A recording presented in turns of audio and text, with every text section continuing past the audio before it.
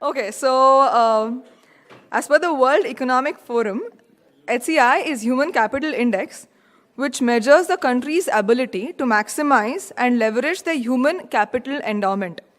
So the index actually assesses learning and employment outcomes across five distinct age groups. And 0 is going to be the worst, and of course 100 is going to be the best. That's how they rate 124 of their economies. So that's Human Capital Index.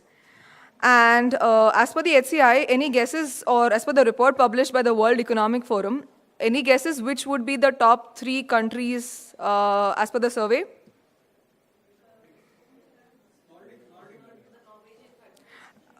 Yeah, almost. And the third one, I mean, if you could name the country specifically? Okay, so the first is Finland, Norway, and Switzerland. As per the World Economic Forum, those are the top 3 countries as per the HCI index. So it's Finland, Norway, and Switzerland. Just a fun fact, India happens to be at the 100th rank. So again, while reading on this topic, we came across one more interesting topic, that Norway also leads as far as the women on board as a metric is concerned. So can we probably draw a parallel that maybe more women on board, maybe better the country? And also to represent that, we have a panel which comprises of more women right now.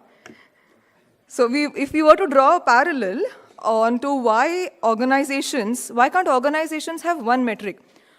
Going back to the way we had started earlier, that why is it that we necessarily have to have an attrition data, an ESAT score, a CSAT score? Instead of that, why can't we have one metric which describes describes or captures all of your people matrices together?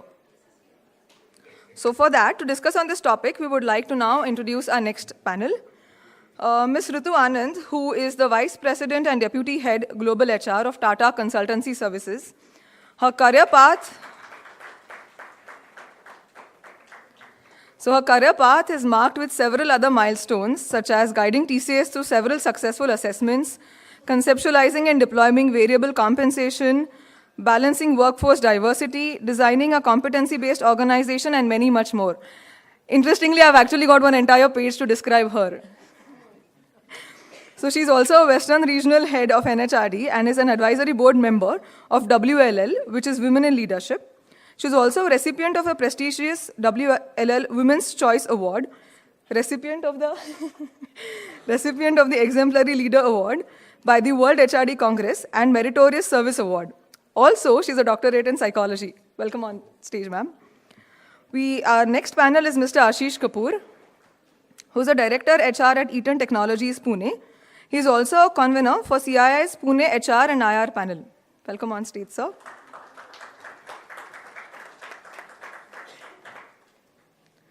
Our third panel is Ms. Soumi Alphonse, who's the Head Human Resources at SAS Research and Development, India.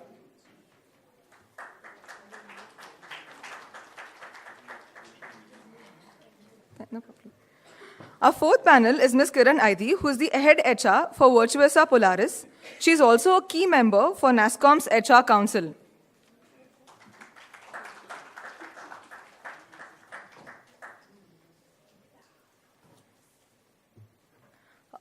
So just to remind you, you'll have probably about 60-65 minutes for your discussion, and followed by 15-20 minutes of Q&A. And we'll also remind you of the same. Thank you. Good afternoon. Good afternoon. He checked it.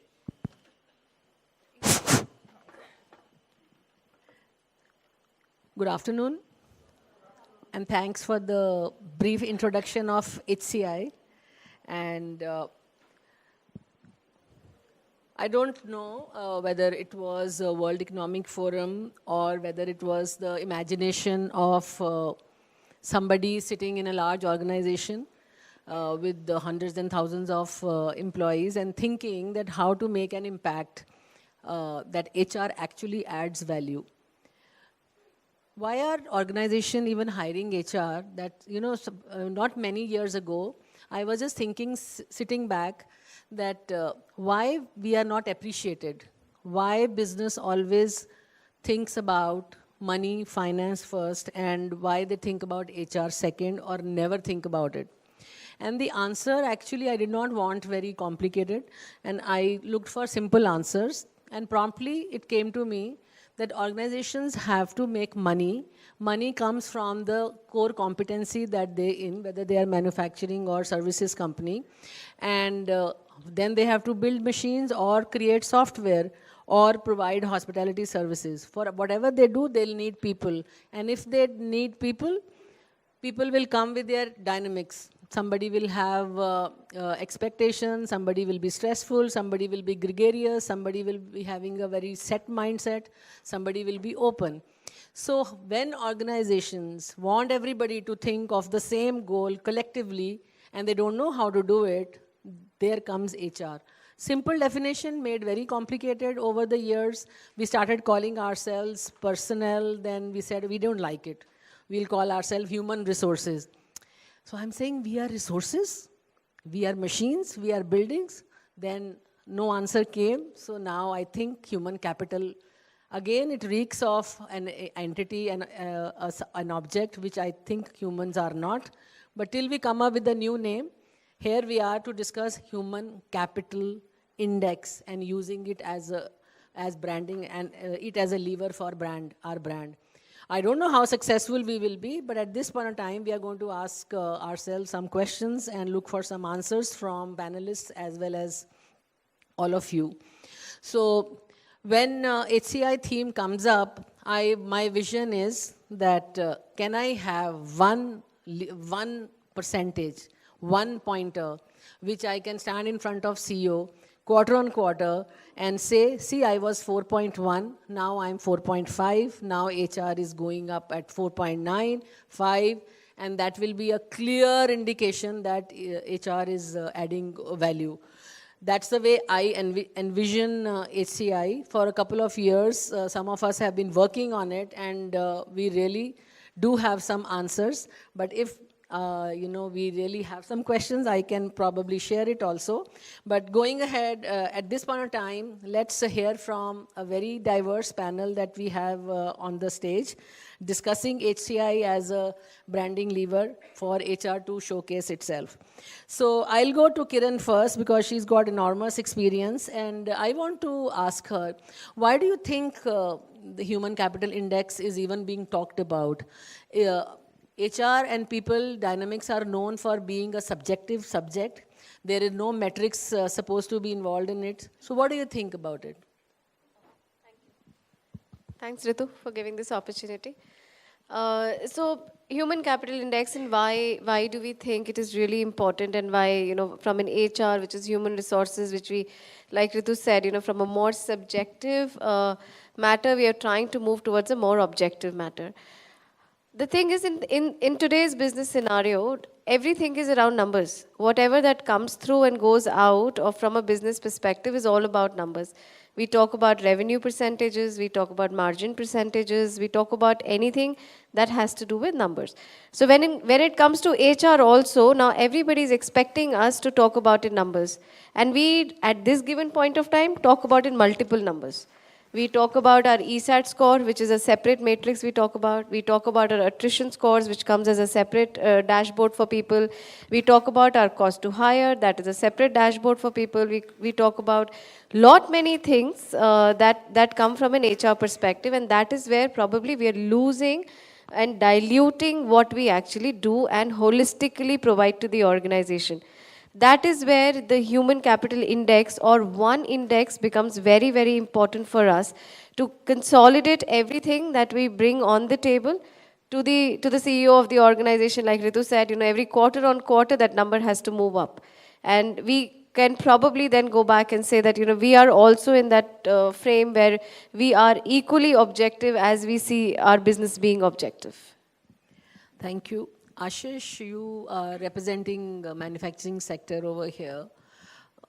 Does manufacturing sector also care for something like this? Will this help you to put HR agenda forward? Or do you think it's a no-brainer and finance will always be the topper in front of CEO? I think I mostly agree with whatever either you said or Kiran said on this one. Human capital index, if I have to really say whether I've seen it in my organization, in any other organization, I don't think there are initial thought processes that companies would have put through, but have there's been any concerted effort to make a singular index which is applicable either industry-wide or a country-wide? I'm not aware of that. So my thought would be, yes, it's applicable. It's very, very relevant because when we're looking at consolidating various metrics into one so that you can compare with others, you know how you're progressing. So for all that, it's a good measurement. But for that, we need to have a standard across. Now, I don't think we have such a standard which has come through. Now, there are companies which are putting in some initial thought process behind it. Somebody's like Infosys doing human capital evaluation and those kind of things. But I don't think there's a consolidated index like a Sensex or something which is a common reference point for everyone. We have a long way to go, but I think that's the direction which we should go. And it's pretty relevant to an organization like Eaton as well. Soumi, leadership and capability. We've spoken about competencies, competency building, competency framework, competency development, and from there, capability emerges. Interestingly, yesterday in one of the discussions where I was present, somebody asked a question, and I think that was very, very thought-provoking. The speaker actually fumbled for a minute. What's the difference between competency and capability? And all of you, if you want to know who actually asked that question, was Dave Ulrich, so the professor of the HR himself. And looking for answers from speakers speaks volumes for the collective wisdom of all of you who are present there. But Soumi, I'm coming back to you. Tell us something about competency and capability, and how do you think this journey of developing HCI can help us in that direction? So I believe that capability is much, much more than the competency that exists in the organization. So, but before I attack that topic, let me tell you, I come from an organization which is leaders in business analytics. So if any numbers will exist, they have to exist over here in this company. We are leaders for last 30 years in business analytics, and we are also a great place to work for. Some organizations ask us, how do you survive? We are also leading over here. You know, people who survive in business will not be great places to work for, right? So we have some good essence that is going on, but surprisingly, we do not put all numbers to everything, okay? And I'll break down HCI or this concept into 3 areas that we look into. But before I go into that, I want to tell you that Global 500 organizations, they have found out between 1975 to 1955 to 1975, or 20 years thing, only 45% of the organizations survived. Okay, and if you take the last 20 years, okay, 57% of the organizations got wiped out. So that means only 40% of the organizations survived, which were existing in the last 20 years. Okay, so from an organization standpoint and sustainability standpoint, capability becomes very important, because now CEOs are worried that whether this organization will exist in few years' time. And so they're breaking it down into 3 areas, basically. The first one is that what's your leadership capability? And when you look at leadership capability, how many of us are practitioners in organizations here? Can you raise your hands? Practitioners, people who are belonging to the industry. Okay, so I think we have very few people, but it is a worrisome thing today that when you ask companies, is this the leadership which is going to take you in the future? And most of them will say, no, I'm not very sure. If you have to go around and say that, is this leadership going to show you the sustainability in the future. The percentage that comes out is about 15 to 20% of the leadership needs a change, okay? So that's the capability that we are carrying along. Leadership capability and quality actually contributes to 45% of the organization's performance. How do you bring a diversity in the leadership? And that's very important because I belong to a company where employees do not leave. And so I have a worry that leadership also sometimes can become complacent, So are we getting the right mix of internal and external leadership? Are we getting the right combination of young blood and people who are with the organization for a long time? What about the gender diversity? What about the experience that they bring from different, working in different companies? So some of the quotient that we are looking for leadership is, of course, intelligent quotient. There is technical and operations quotient that we are trying to see. We are trying to see motivation quotient. Motivation quotient does not mean whether you are able to motivate, but how driven you are in managing crisis and bringing up change in the organization. The fourth thing that we're looking for is experience quotient, how the person has moved from different roles and understood the business correctly and strategically. The people quotient, everybody knows leadership has to work on people quotient, and the learning quotient. The several quotients that come up, defines leadership qualities. So these are the 6 Qs we call 6 quotients that are helping us check the leadership quality. The next thing that we're looking at is the talent capability. And we all know that organizations are made of different kind of talent, but the kind of talent that will take you ahead in the future are your high potentials and top performers, right? And that would be about 15 to 20%, or maybe sometimes if you're lucky, that's about 30% of your organization. Do you know how you have found those people? Do you know how you can retain those people? Do you know the leaders who can retain those people? Because you might have some of the awesome talent sitting in your organization with very bad leaders. And so if that is happening, your talent capability goes for a toss. These are the people that will take you ahead under the leadership of, under superior leaders. So that's the second thing, talent capability. And the third one is operational capability. By operational capability, I mean that is there a smooth engine within the organization to manage conflicts, to manage decision making, to manage change, Is there a standard way of looking at things so that you are actually on a production line? You don't have to worry about every incident, kind of a thing. So together, if you put some of the metrics around this, I think you will have a good assessment of, is your organization capable for the future? But I'm not very, very sure whether we can get one number that can hide everything, and we'll be able to see whether we can survive in the future. Thank you, does that answer Soumi. your question? That was pretty detailed and leads to a lot of questions. Let's not say no. Yeah. Let's never say never. Yeah. We do, and we can have one single number. We've always talked about competency indexes, and without going into the average mode and mode or mean median, it can easily be calculated, but it will not give a fair indication of what HR does and provides value. I will, since we are talking about numbers, the enormity and the need and the magnitude of the challenge that is in front of us as a country is specified by this one number, that by 2022, 15% of the global workforce will be Indian.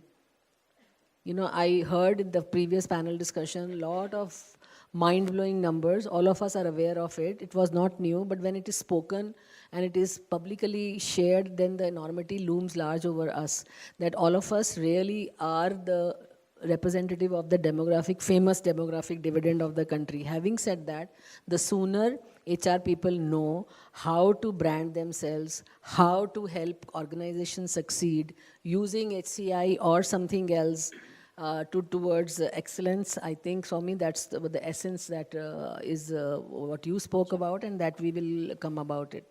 Kiran, the question comes to you that you've been part of a lot of merger and acquisition activity.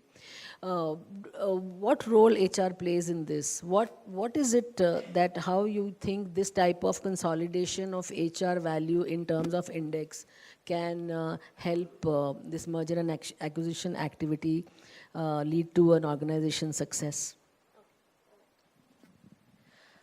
All right, so what I wanted to do actually, Ritu, was actually before I move on to merger and acquisition or, any ahead. kind of that sort, Go ahead. would want to actually simplify HCI for everybody in the group here.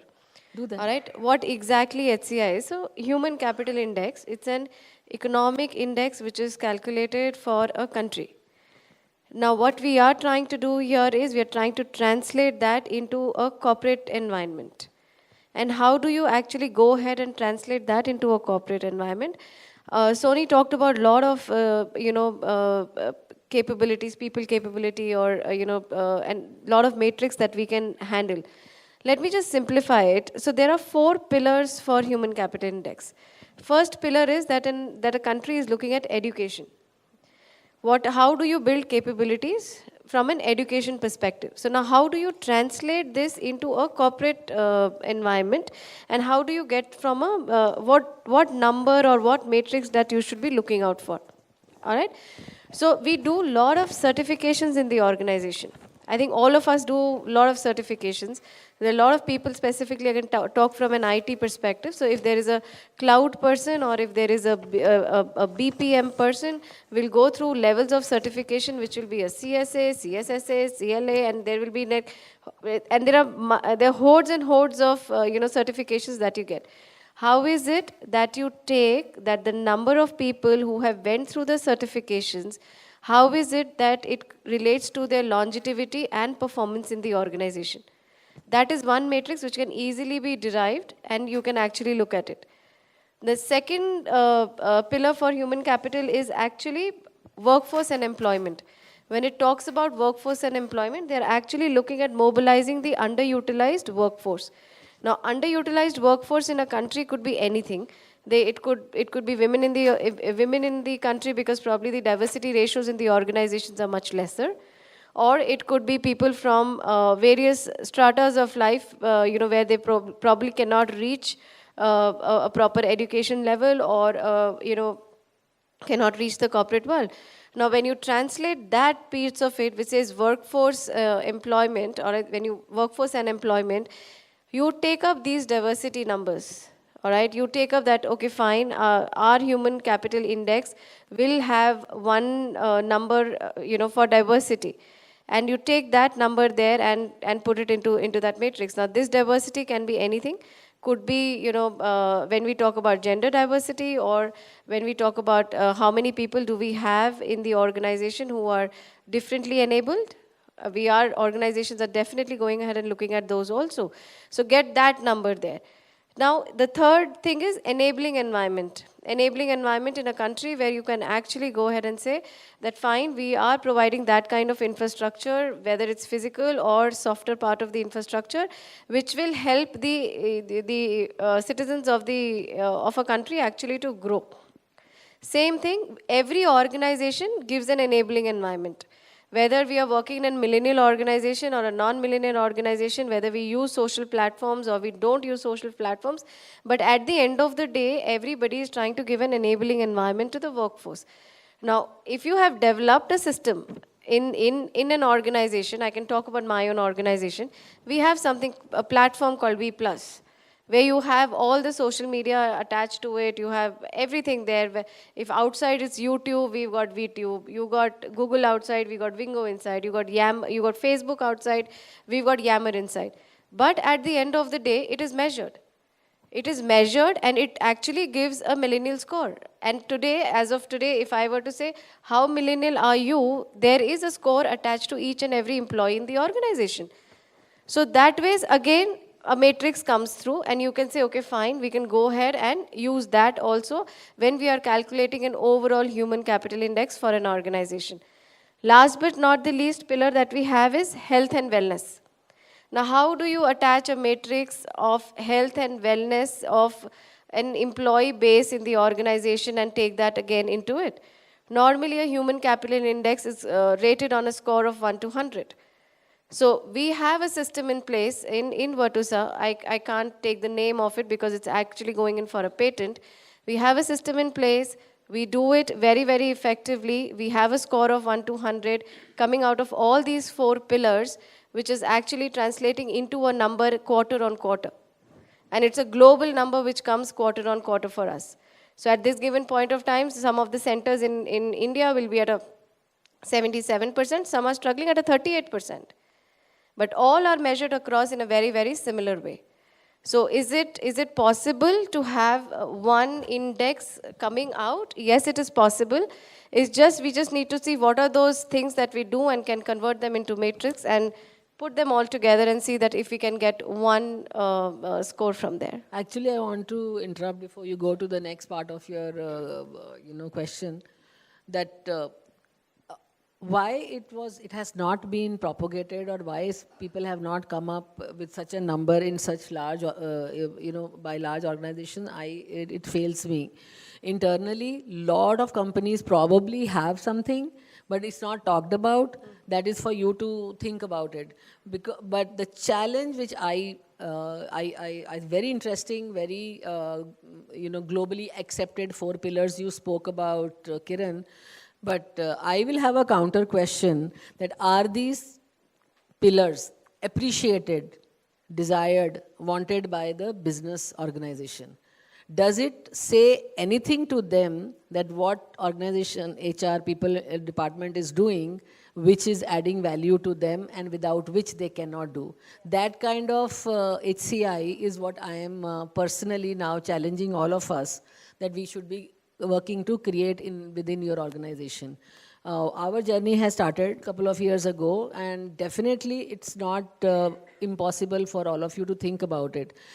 Once you start with simple averages and the attrition percentages, then CSI, ESI and all that, it will be just a matter of time that one of you will come up and do a PhD on HCI also. And I think that's what I want to encourage all of you.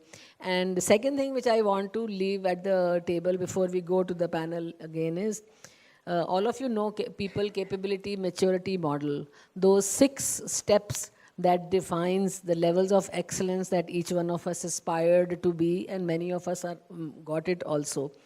That also, the foundation of it is very, very, very, very strong, and I've worked very closely with PCMM founders, and I think if that's the journey or that's the track any one of us can take it, we'll reach there faster.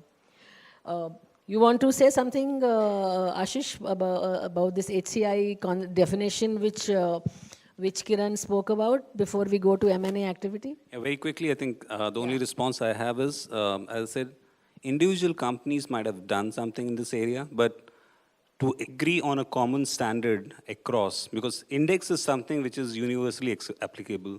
So we can do our own measurements on things and put certain internal system in place, but maybe something like PCMM, which is cuts across industry and a singular benchmark, that's something we have to mature to. Good point, good point. Kiran. So how HCI discussion is important in M&A activity? Because a lot of companies are consolidating themselves, acquiring companies, small and big. We have examples of small companies acquiring big companies. I mean to say some of the very famous names of HR organizations today. I need not name them because all of you would know. How does HCI, or how will HCI help it as a brand, as a lever for branding ourselves? Yeah. So from a merger or an acquisition perspective, it's very, very important when we see that the 2 companies come together. They actually come with very, very different cultures, very, very different measures of success. It becomes extremely important to drive them into one direction. And if you have a common platform to drive them, it's easier to align. If there's no common platform to drive them and align them, it becomes very, very difficult to get the 2 sides of the world together. I'll give you a classical example, Virtusa Polaris, all right? Virtusa is a US-based company. We are driven by pure play outcomes and results. I think we don't talk anything other than outcomes and results. Even in a sleep you ask, we will tell only one word, that is outcome. We don't talk about anything else. And then you have, on the other hand, we've got Polaris, culturally very, very different. An Indian organization. We're trying to merge both the cultures together, and we're trying to see, and that's the starting point for us. We're actually trying to see how different or what are the strengths that we bring together and complement each other. And plus the fact that, is there a common platform to start? Until you don't have a common platform to start, it becomes very difficult in HR also to go and do that integration part of it, which eventually all the change management and integration lands on the HR table. Businesses have agreed, we are going to be together. That's what is done. Now getting people together and getting them understanding together, it's difficult. So we actually, if you were to see, all our measures that we have, we are actually in a phase of explaining and understanding measures from both the sides. And then probably, we'll come up to a common measure which will say this is how the combined entity will move forward.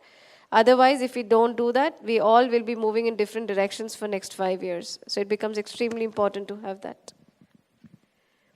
I have, before I move on to the question answer session, I want to disrupt, because I think after lunch and after a heavy lunch, I'm sure all of you are not in a very energetic mood. So we are talking about, our theme is 2020, and we are talking about Human Capital Index, which all of us are admitting that not many organizations have any global index.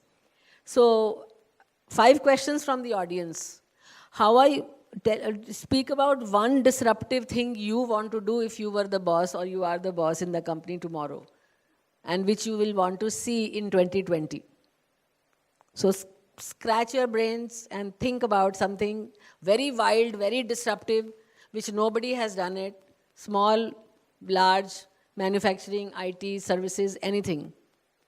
And we can start from the last bench. I can come with a mic. No, Someshi, yes, sir.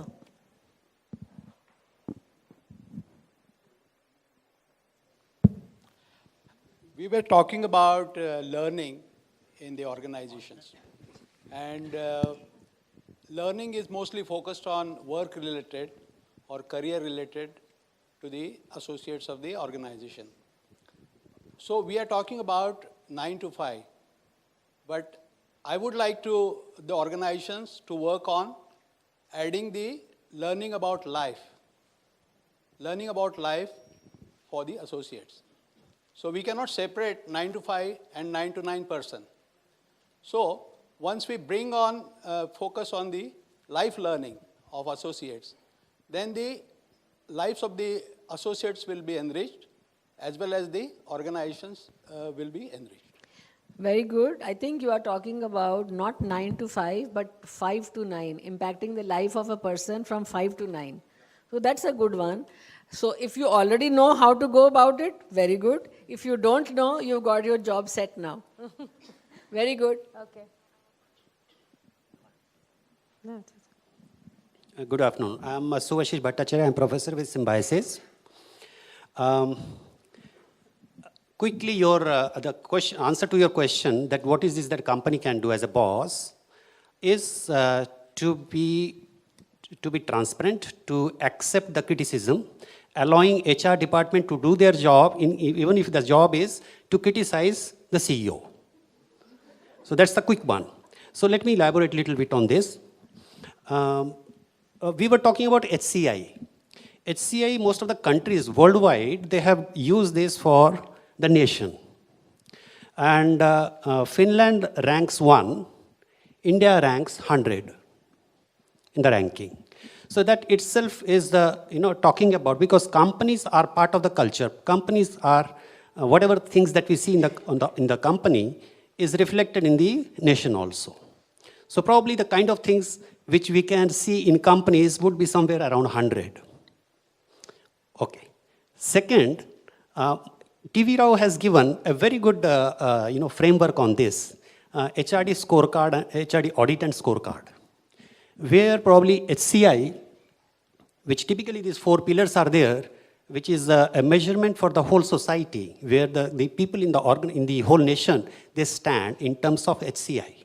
Whereas it is very, very specific for and very useful to use HRD audit and scorecard for business companies, business organizations, where impact of HRD on business is also measured, apart from three other things like systems and strategy, competencies.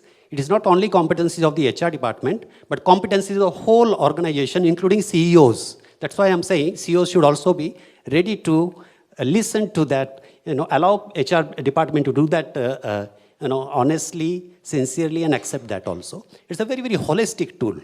So which is going to be very, very useful for the companies. When we are talking about HCI, probably we can give a thought about HRD audit and scorecard. Thank you. Thank you. That is 2 seconds. 3 more to go.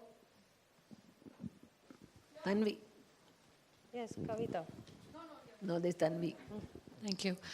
I think we cannot overemphasize the importance that communication has in today's day and age. I think the HR department or the people function largely emphasizes on communicating any policy or process that is laid out in black and white. But what I think we fail to do is to tie in the intent of that policy with what is the overall philosophy that the organization stands for, and therefore how does it impact at an individual level. So instead of just driving a policy or a process, I think we should start explaining to people what we are doing, why we are doing what we are doing, and how is it important to them and for them. An inclusive communication structure. Do you consider that disruptive, or it should happen by default? It's something that should happen by default, but it's not happening. And that's why I specified that in this day and age, when, there's so much over communication, you can access any information at the click of a button, that's probably something that companies are still not doing. Okay. We have to probably move towards, I wouldn't say being transparent, but at least we can be translucent. You don't have to put everything out there, but there are key salient points that you can and you should. Good. This is at least one disruptive, quote unquote, thought Pooja. which can be Pooja easily and implemented. Yes, Pooja. So I have a very different thought to whatever is being talked about right now. Maybe you will consider it disruptive. So one thought as a HR leader, I would like to implement in my organization is throw away all measurements of HR. Very good, actually. And rather, HR become a participant in the overall organizational index. So if we can say, that if company is doing well, that it's also our work. If company is not doing well, we take ownership. So can we bring that thought rather than saying we want to measure only our work and we don't have any measure? Very well put, Pooja, because when we compare ourselves with CFOs of the organization, exactly that's what we are hoping will happen to HR, that you can't do without money, and you should be able to say that I can't do without people and the things which make them excel. Yes? My name is Zafar, I work with Jombe. I have one idea, like for example, in the future I would like to see the policies laid down on paper in just plain text. I would like to cartoonize them. Like, you give, during induction, you give them a comic book which portrays or shows all the policies that are written down in the company. Wow. What stops you from doing that in your current organization? I am in a different role, but yeah, I have suggested the same to Mohit Gundech. I am sure he will be implementing it sooner or while later. Swami asked you that, I would say that if this panel discussion brought you up to this thought, even if it is not disruptive and you can do it tomorrow, so be it. Wonderful. But this is definitely wonderful. Thank you. Thank you. 5 are over, but if somebody still has a very, very disruptive idea which they want to do. And for disruptive, you don't have to think too much. Exactly. There is one. Yeah. No, actually, I had a question. Okay. Yeah, I'm Suhasini, and my question is for Kiran. You're Kiran, right? Yeah, Kiran, the parallel between the country and the company. So in a country, it's great to have the human capital index go up based on the 4 parameters that you said. But everybody in a country doesn't need to work towards a common objective, because in a country, people find their own professions in a variety of different ways. And I think that's where the parallel ends, because in the 4 pillars that you said, they all, they're not directly linked to business. They're not linked to anything related to their work. So except for the certifications, which is also an indirect. So there's a danger that this may become a very soft kind of a index and not give a real indicator whether leadership is ready, you know, whether people are really ready to take on the future, and so on. Okay. So while what you said is right, all right, all these 4 pillars are mainly from a country perspective, which is correct. All right, and today's topic in itself, when you say human capital index, and knowing the fact that in the industry at this given point of time, we have absolutely nothing to go back to. Okay, so these 4 pillars just give you some kind of a guidance that, okay, fine, these are the areas that you can look at. Now, even when you look at capability development or internal grooming in an organization, what is the percentage of people that you develop within an organization? That is a very, very big number when it comes to capital and the relevance towards human capital and its importance in an organization. So you can, while you can discard the 4 pillars, or you want to keep the 4 pillars, or you want to redefine the 4 pillars, that is sky is the limit on that, because we definitely don't have anything at this given point of time. It's just that for the audience to understand it better, I had taken that example that this is how a country is measured, and if you're going to try and look at it from an organization perspective, you will definitely get something or the other which is getting into those 4 pillars. Though it was not planned in this sequence, but I will disrupt the sequence that we all agreed among us. Since we are talking about pillars and we are talking about the reference of the organization, I want to tell you that the type of levers or the pillars which I think a service organization can think about and is growth. How does CEO measure growth in the organization? When does he go to the media and analyst and say that we are growing by 20%? So as HR, I go through all the parameters, factors which go for him to say, and I say where I impact the organization. So growth is one. Project management is another. All of us know that whether it is Eaton or SAS or whether TCS, the project management is different. And the 2-3 factors which impact a project to be successful is also different. Find out those factors and see where HR impacts, and that could be the second pillar. Third, and I'm not going to go into it, but third could be innovation or organization excellence. And one pillar could be a people-related pillar. Because if people leave or people do not join you, business will be impacted. Find and look for an impact which is maximum by HR, add it as a factor, and then start calculating HCI or HDI, and that's what we are doing. Quick question, Tanvi? Okay. Shoot fast. So very quickly to another disruptive thought. I think as HR practitioners, we should stop benchmarking because a best practice is not necessarily a best fit for your organization. So we need to start analyzing what our organization stands for and stop benchmarking with a peer, because we are not a peer. Thank you. We will Google benchmarking from where that word came. Thank you very much. Ashish, I'm coming to you. Everybody is talking about branding HR and selling HR, and how does one market HR? Is there that HCI has a place in this, or it's just a lot of jargon? Tell us about, why do I have to market myself? I'm doing a good job. Why isn't CEO seeing it? That's not fair. All tough questions are going to Ashish. I think that he's easy on it. Go ahead. Sure. Let me start with branding. And since you said like marketing manager, and you were also comparing earlier with the CFO and this kind of discussion.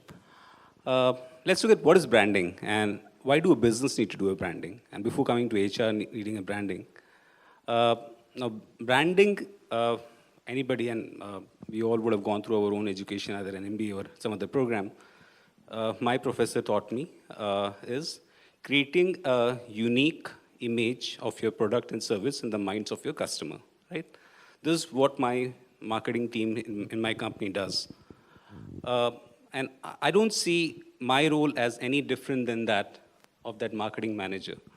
For me, my customer is either a probable employee or an employee is already working for the organization. So I need to create a unique image about my services in the minds of that customer. So that's where I start. What do I do? I need to know what is that unique value proposition that I have for that customer. All of us, I think most of the companies do employee value proposition. But what I'm pointing is, what is the uniqueness in that? What does it make? Have you differentiated it? Am I making my value proposition? Because everybody can offer you salary, variable pay plans, maybe ESOPs, maybe a good culture, and list of learning, capability development, career management. Yeah, those are part of your value proposition. But what does it make it unique? And the journey doesn't end there. When you say you make it unique or you make it differentiated, there comes a big step about being able to articulate it in a very coherent manner, either to your internal stakeholder, which are your employee, or externally. So what wordings you choose, what messaging you choose, how you position that, what platforms you use, all that becomes so very critical. And is it any different than what my marketing manager does? I don't think so, because he does the exactly same thing. He picks up the value proposition of my services and products. He makes a value statement out of that, and he's articulating that to our probable customers. So he's exactly doing that, and in my role, I'm exactly doing that. And then I'll just talk about differentiation here a little bit more. Reason being because for any company to survive, differentiation is necessary, and so is for HR, right? If I need to attract somebody over my talent competitor, I need to have some differentiation. And I'll just talk about, say, we know Gillette, right? Gillette as a company, so most of the men use their products. They keep on differentiating their own product year over year. So they'll come up with the Mark 1, Mark 2, Mark 3, Fusion. So they are disrupting their own things. And that's when they're creating some kind of differentiation. And they also, I'm sure they sell their products to women in some category, right? So they are differentiating, they are segmenting. And the point I'm trying to make is, I also need to do that. All my talent population is not one and the same. So one, on the differentiation side, I need to be able to bring that enrichment in my offerings to my stakeholders, which is my employee. And enrichment could be that if till yesterday I was giving them certain defined benefits, can I move to a flexible benefits program wherein they can pick and choose what they want? And then over a period of time, enrich that program, say with another program like a wellness program on top of that. So you are continuously looking to enrich your value proposition. You're trying to differentiate something that no other company is offering. Are you able to offer that? And are you able to do it within the cost parameters that you have? Being able to do that. So did I do anything which is different than a marketing manager? Absolutely not. I think it's exactly there. Now, I'll just want to end over here with something which I was participating in one of the seminar, and a marketing leader of one of India's biggest automotive company said this one. Lot of time, not a lot of time, most of the times when they do an advertisement or when they market something, it's not for the new customer. It's to reinforce that brand image in the minds of your existing customer that he is using a quality product. So a lot of time when we do our marketing campaign or when we are trying to look at who's the target audience for a particular campaign that we are doing from an HR standpoint, we always have that external person in mind. But we miss out that the employees that we have today, even they need that reinforcement that they're working for a brand which is worth working for. It is, so you need to be equally be branding your value proposition, what you have to offer to them equally well within the organization.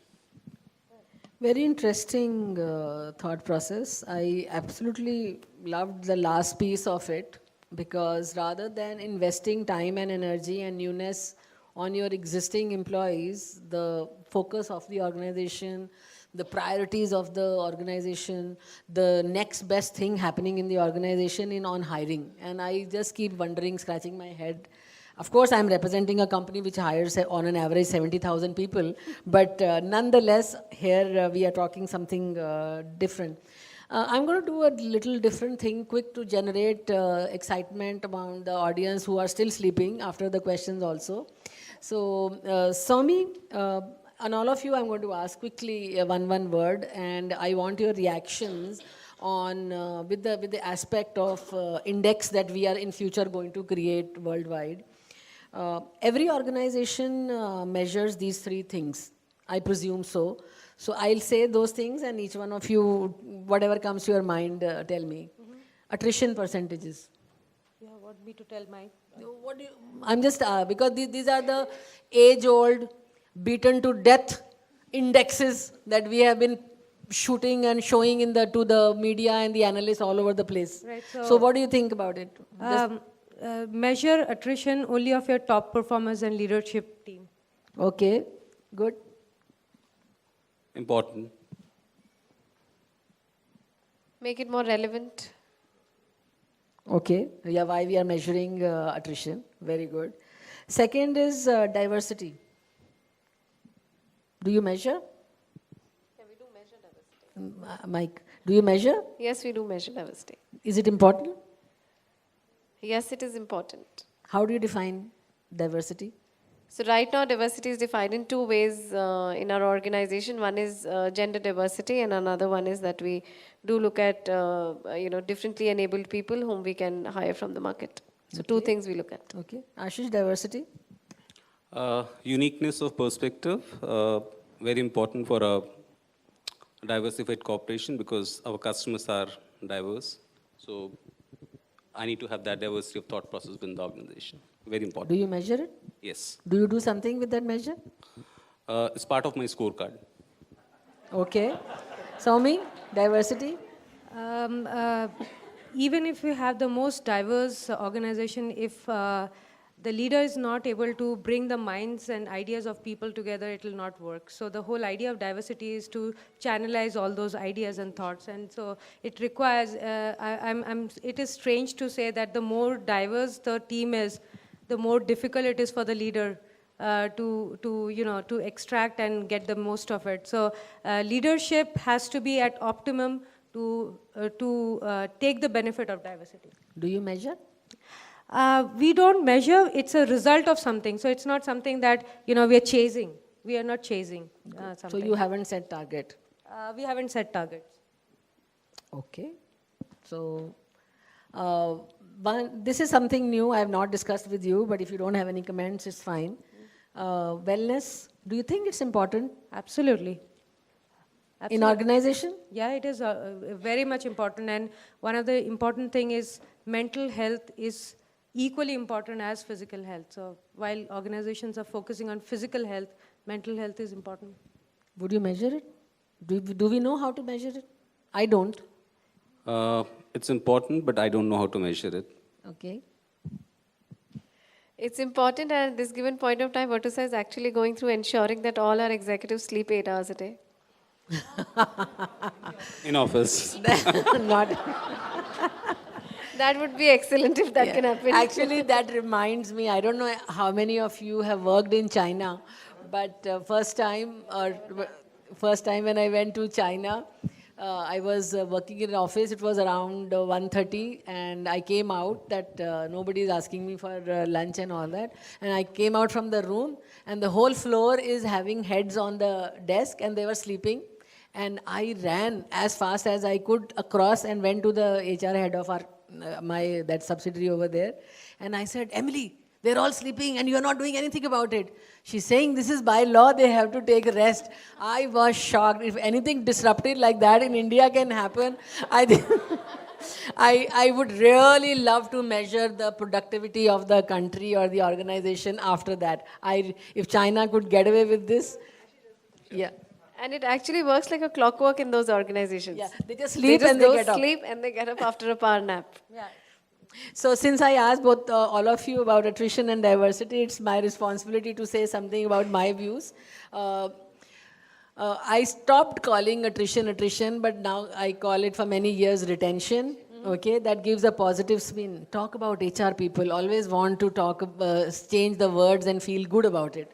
So, but good thing about that in the organization happened that even now when we release results, even CEO starts talking about retention. So even if after a few years, that was a very good success factor. Diversity is given, inclusion is a choice. So I have given up diversity and adopted inclusion. And I think that's a little takeaway for all of you. It took me at least 20 times I read this statement, diversity is given, inclusion is a choice. What does it mean? What does it mean? And then it hit me like nothing could hit. And then there is no looking back. So with TCS having 34% going 35% women in the organization, I think we are in good space, and I can give you a benchmark, whether Tanvi likes it or not, to beat. All IT organization can beat that, okay? Having said that, I would like to go again round robin and ask my panelists that what I asked the audience. As heads of HR of your respective organization, what is one disruptive thing you want to do by 2020? You have 4 years to go. Okay. So what is it that you want to do? What is your vision to take your organization up, faster, Can I say higher something? and stronger? Can I say something that I've just done? Please, the floor is yours for the next many minutes. So we did remove the annual performance review and we started having continuous feedback. So an employee and manager has regular one-on-one conversations once a week, and we capture all details. And the way it goes forward is measure early, act often. So don't wait for the time to go. So people are growing faster. Things are more clear. At the same time, it's not feedback. We stopped the word feedback in our organization. We call it feed forward. So it's a very positive sign that's happening there right now. It's That's disruptive? It is disruptive at this point of time. How We'll not- employees are taking it? The employees are happy because yesterday, I'll tell you, a situation happened that we had to separate with an employee because of non-performance issue. And usually I join in those meetings because the leader is talking. I want to make sure that both the parties are, it's happening in a fair way. And it's the first time in 15 years that I've heard an employee saying that nothing is coming as a surprise to me. I take the responsibility. My manager has been telling this to me for 6 months right now on a regular basis. And the person says that, can he be my mentor as I leave the organization? Can he continue to be my mentor? Swami, I've heard that before, so I want it's to not provoke you. disruptive. I want to provoke you a little bit more. Do you have a very disruptive practice of ensuring that thousands of employees that you have, thousands of managers you have, that they are giving continuous feedback? Right. So what we are doing right now is that we take captured audience, we call them over, and we discuss on this topic. So regular, quarter to quarter, we are just taking a random sample and asking them whether it's happening or not. The other thing that we're doing is every time people complete 3, 5, 10 years, we have an opportunity to meet them. And we are going through the checklist once again that, does this happen with you, even with the 10 years, experience with the company? So those are some of the checkpoints, but we do not have like a dashboard which is happening. But I know that it's going to be a shame for any employee to come and say at the time of exit that, no, my manager never had those conversations. That will not be tolerated in our organization. I think the manager would have to see the brunt Okay, of it. since Yeah. it's just been launched, we'll have to wait and watch. Yes, and that we'll is come correct. back again on this panel and ask you. If they allow you. Yeah, if they allow me. My performance is being measured. Okay. Ashish, disruptive. What do you want to do in 2020, by 2020? I think it's not going to be I who will do anything disruptive. I think I'm looking at what disruption companies are going to face, and can I prepare my company for that? When the earlier panel talked about everything about flexibility, if you remember. I don't think today my work systems, my workplace, and my work is agile enough to offer that kind of flexibility. Neither are my managers or leaders who manage that. So I would look at preparing my organization to be able to ride that wave of flexibility. So whatever it takes to develop systems, processes, leadership, coaching, to be able to do that is what I'll term as something that I'll focus on. So on by that, can 2020. I just share one example of a startup company who says that your leave is up to 365 days in a year, but as long as you work and complete your task. That's So can be interpreted very. They position it like you can be on leave throughout the year, but what work has to be done has to be done. That's a fixed price model of IT companies. That you put 10 people, 100 people, the work has to be done. And if you put less, you will earn more. If you put more, you earn less. Your turn, Yes, ma'am. Kiran. So what I like to do is Uber way of performance. Simple. You hop into a cab, you look at the dashboard, you click at a click of a button, you have your performance there.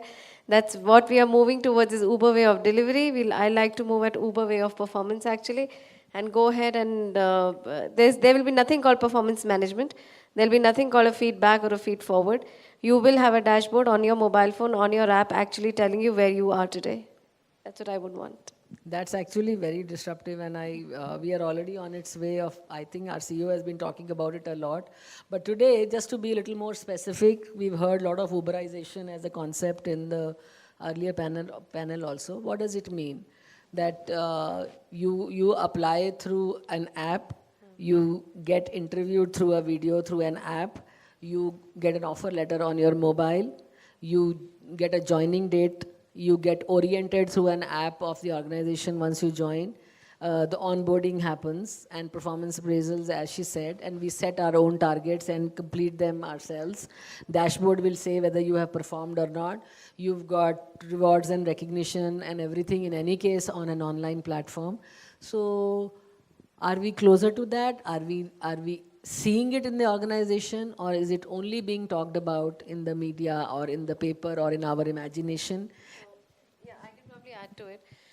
So from our organization perspective, all our leaders are on actually Uber way of performance. They have leader dashboards getting published daily on a real-time basis. So we actually exactly know what is that sales manager's revenue, whether it is 3.5 million or he's reached about 10 million.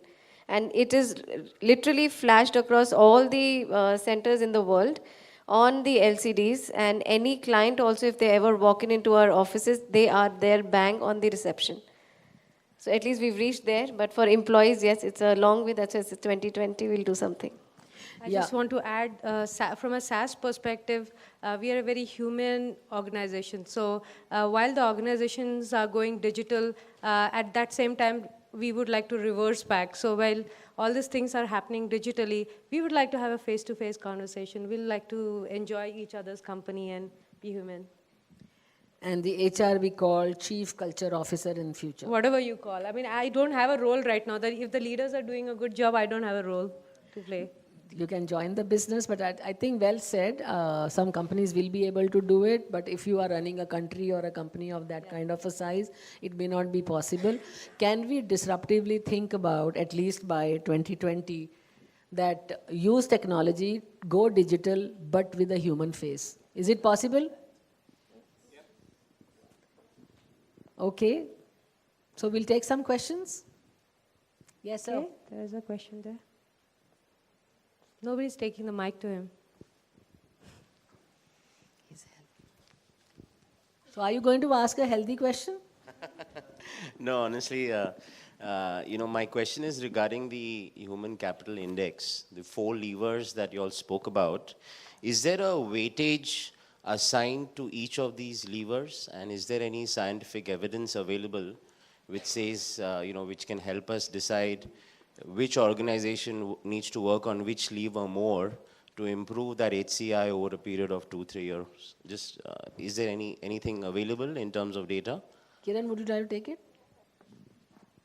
So at this given point of time, from an organization's perspective, there's no weightage given across to any of the four levers, all right? You could go 25, 25, 25, or I'd rather say that whatever is the pain area of the organization and where do you want to see as an outcome, that weightage should be higher vis-a-vis the other weightages where you're probably already doing little better. What we have done, if I can add, is taken it a little further, that using the HCI for identifying high potential, used HCI to tell me whether which projects, which units are losing more high potentials, or it also, I'm using it to know from down to the project managers that which are the managers who are not high on human element, they are not able to retain more people, and hence their productivity, and linking it to the revenue and gross margins, whatever the organization is considering it as critical.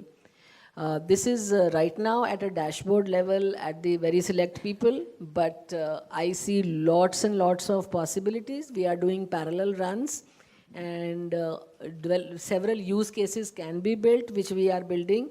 And I'm leaving it as a very, very fresh thought for all of you, that rather than identifying high potential based on the performance or a psychometric test, this could be an additional parallel parameter for you to really, really come up with something which, when you see a high potential, this is a high potential. Thank you.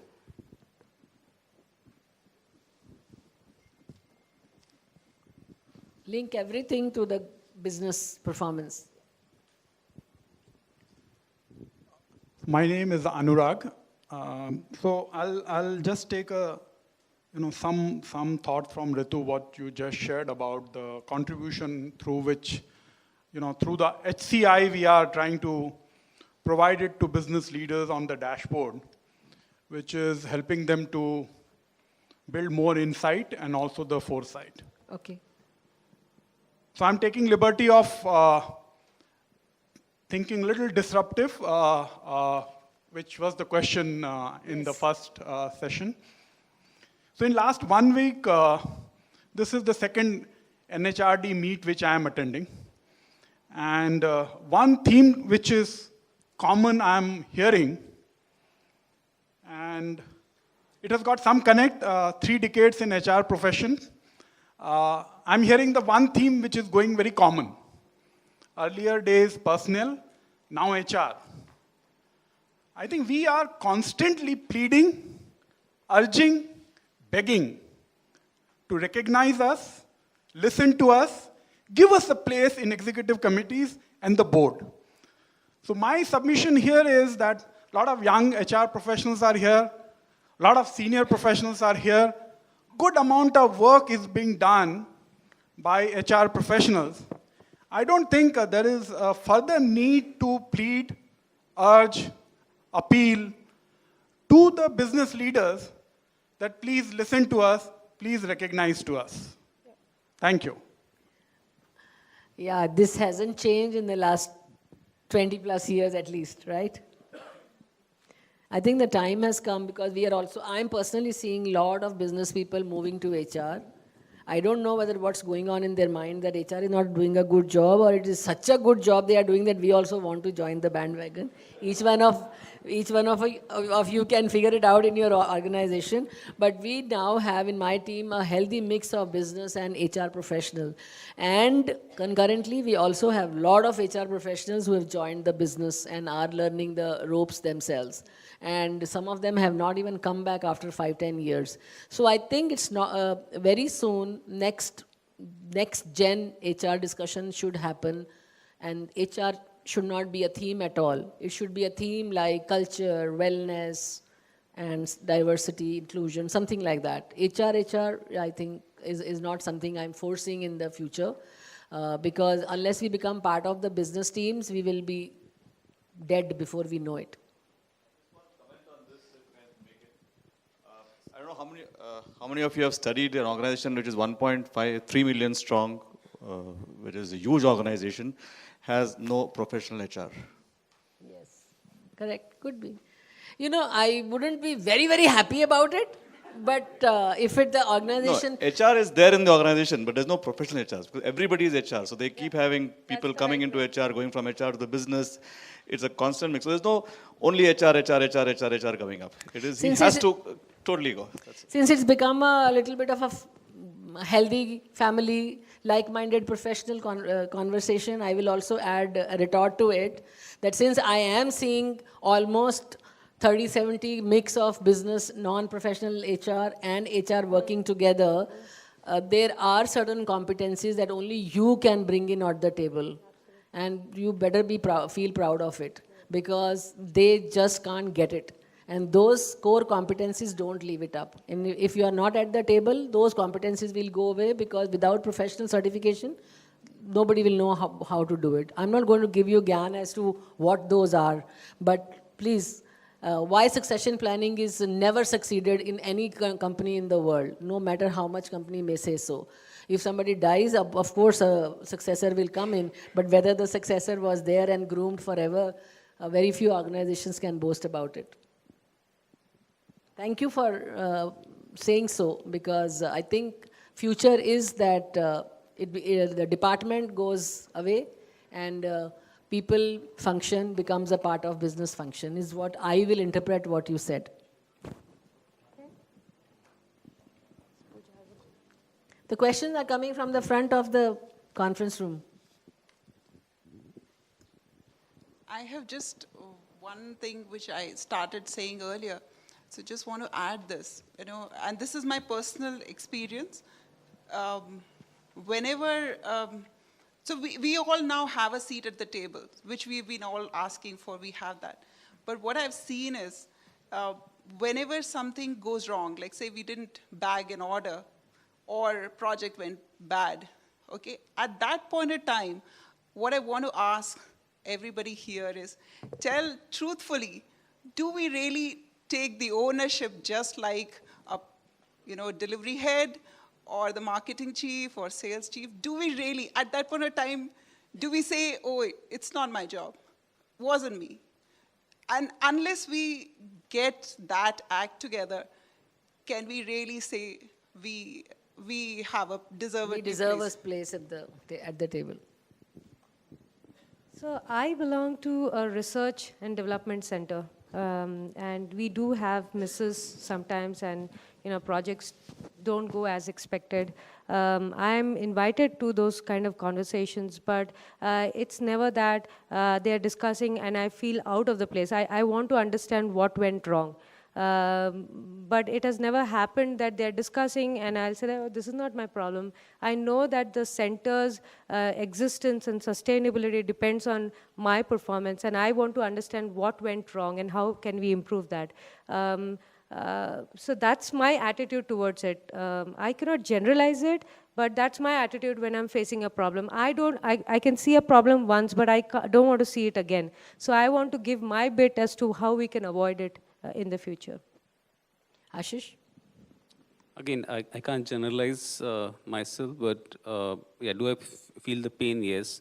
Do I try to find out what I could have done?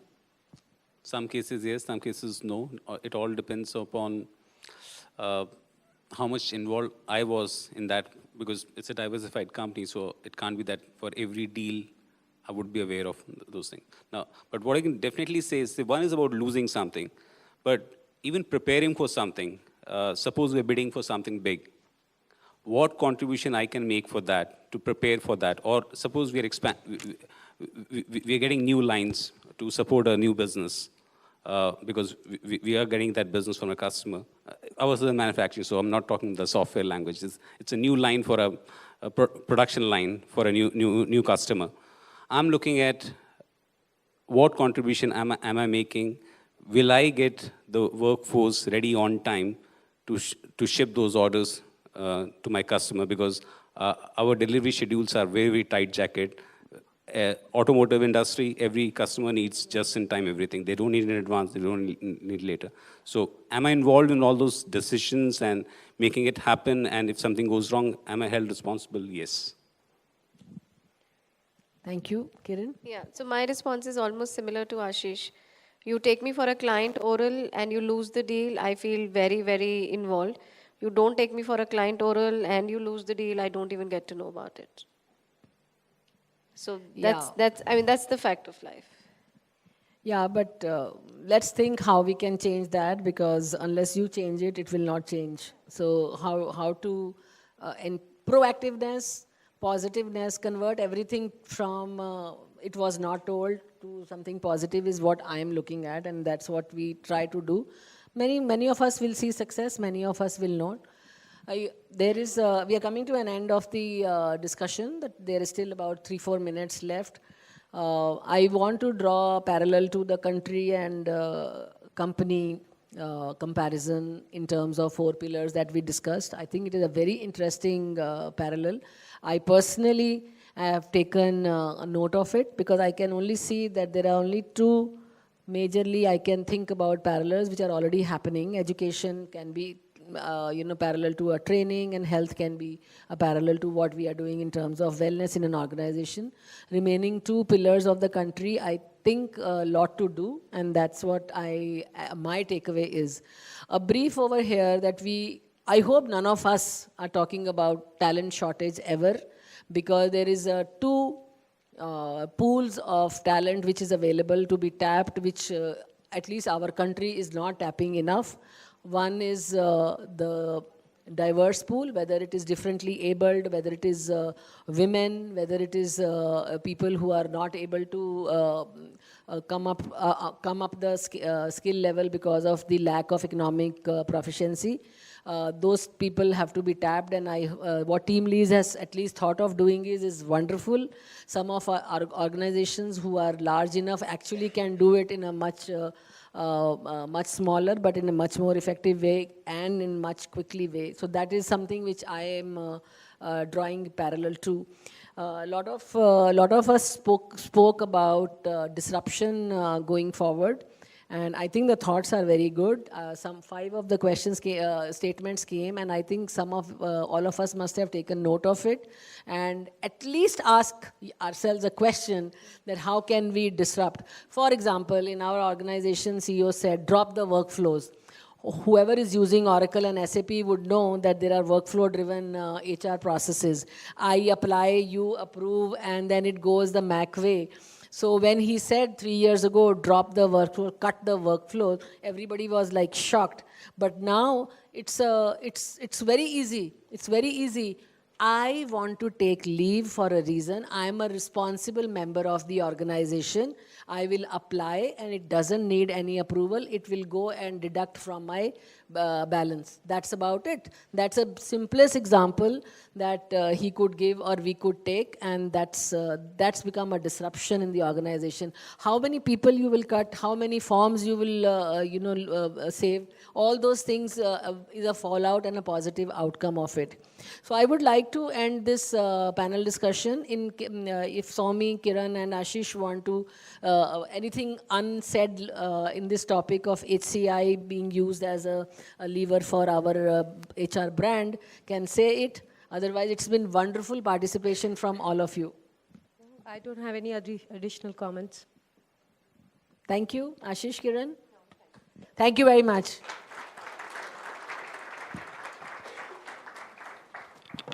Thank you all for an extremely detailed and an in-depth discussion. I'd actually made a note of things to say, but anything I say is not going to scale up to the depth of this discussion. So thank you so much again. May I invite Salil, our NHRD India Youth Committee member and events lead, to hand over the tokens of appreciation, please. And can we have a big round of applause, ladies and gentlemen? Thank you.